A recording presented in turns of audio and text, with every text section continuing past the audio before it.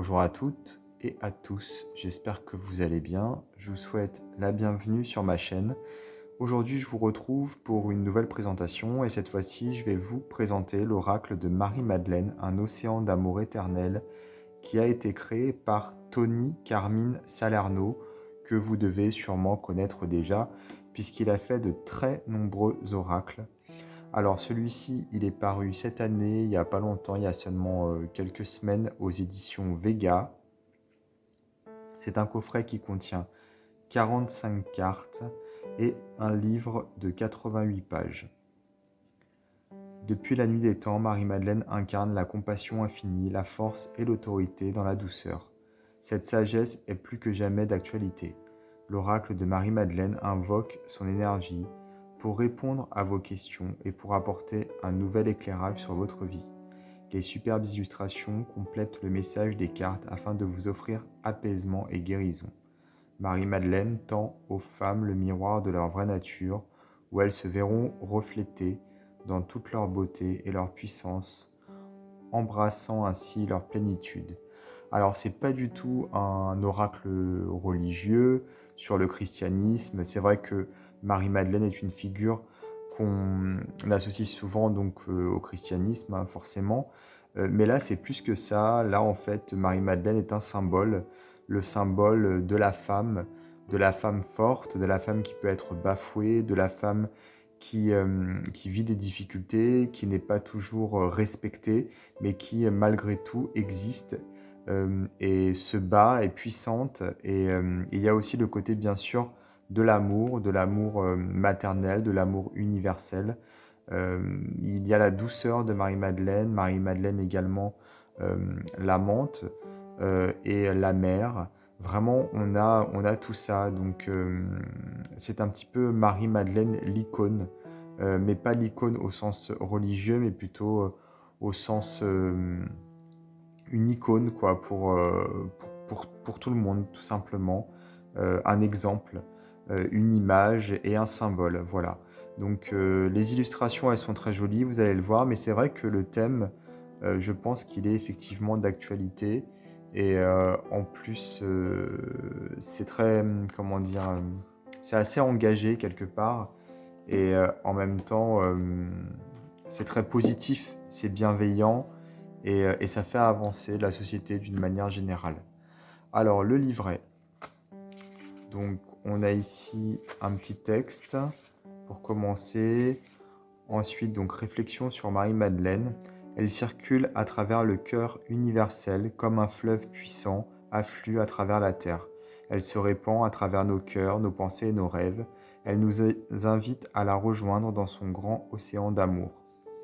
Alors, voilà, dans ce texte, Tony Carmine Salerno explique justement que Marie-Madeleine, c'est plus que juste Marie-Madeleine, quoi. Ça va plus loin.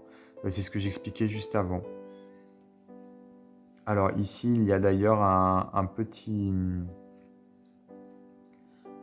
texte d'une amie à l'auteur. Donc son amie s'appelle Mooniin. Et je vais vous lire le texte puisque je le trouve très juste et ça résume assez bien finalement l'idée de l'oracle. La figure biblique de Marie-Madeleine représente l'archétype du principe féminin bafoué et qui plane aux confins de nos rêves. Elle flotte au crépuscule de l'inconscient collectif, attendant notre invitation à entrer.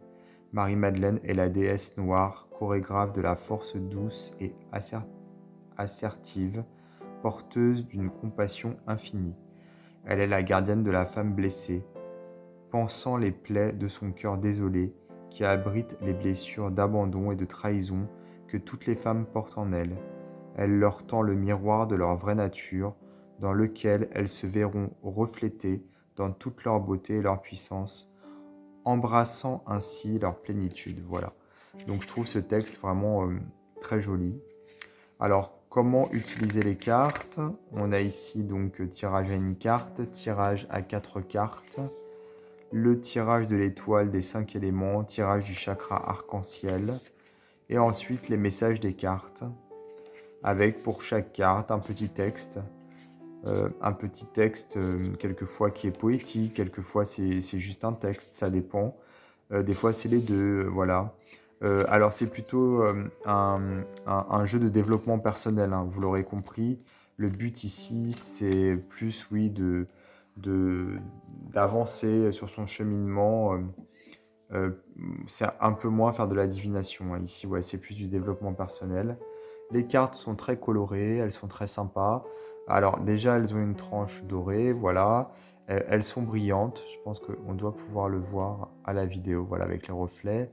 Au niveau de la taille, c'est une taille, on va dire, standard d'oracle de chez Très Daniel. Vous devez sûrement connaître, il y en a plein des oracles qui ont à peu près cette taille-là. Donc facile à prendre en main, les cartes glissent vraiment très très bien. Et voilà, on a ici de très belles cartes. Donc des cartes qui, malgré tout, oui, il y a des anges, il y a des références forcément au christianisme, mais elles sont mineures, voilà. On a l'impression de reconnaître ici le mont Saint-Michel. Bon, je pense que c'est même pas juste une impression, c'est vraiment le mont Saint-Michel. Elle est très belle cette carte. Cœur et esprit. Alors on a beaucoup de couleurs chaudes, comme vous pouvez le voir. Du rose, du rouge. Voilà, des couleurs liées à la spiritualité, ici avec illumination, forcément du violet. Celle-ci est très belle également.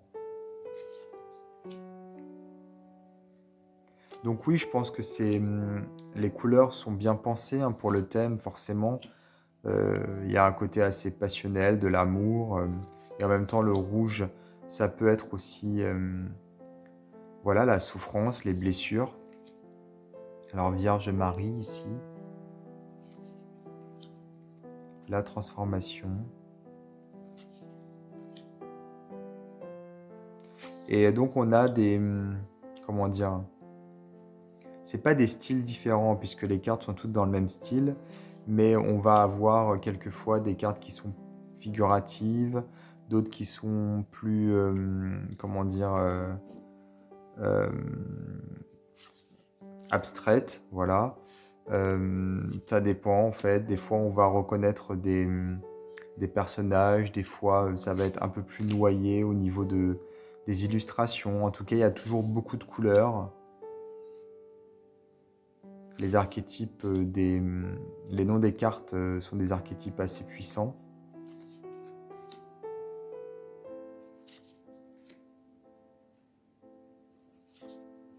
Alors ce jeu, il est sorti à la base en anglais. Alors, je sais plus l'année, mais ça fait longtemps. Je crois que c'était en 2014 ou quelque chose comme ça.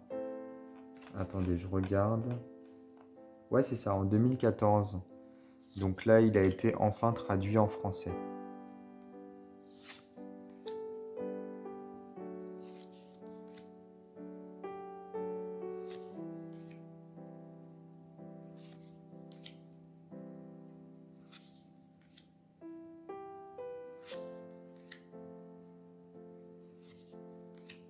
Voilà, par exemple, celle-ci, elle est vraiment abstraite. Alors, il faut savoir que voilà, dans Purgatoire, par exemple, dans le sens de la carte, on n'a pas cette notion forcément de purgatoire biblique, hein. On est plutôt sur le symbole. Celle-ci est très très belle, vraiment. Je pense que c'est une de mes préférées.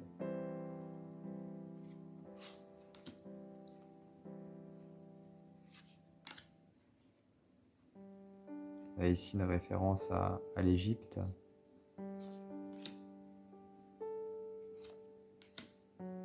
Celle-ci est très jolie également.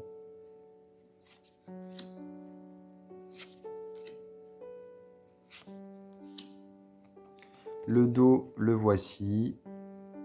Donc voilà donc pour ce jeu qui est donc paru aux éditions Vega.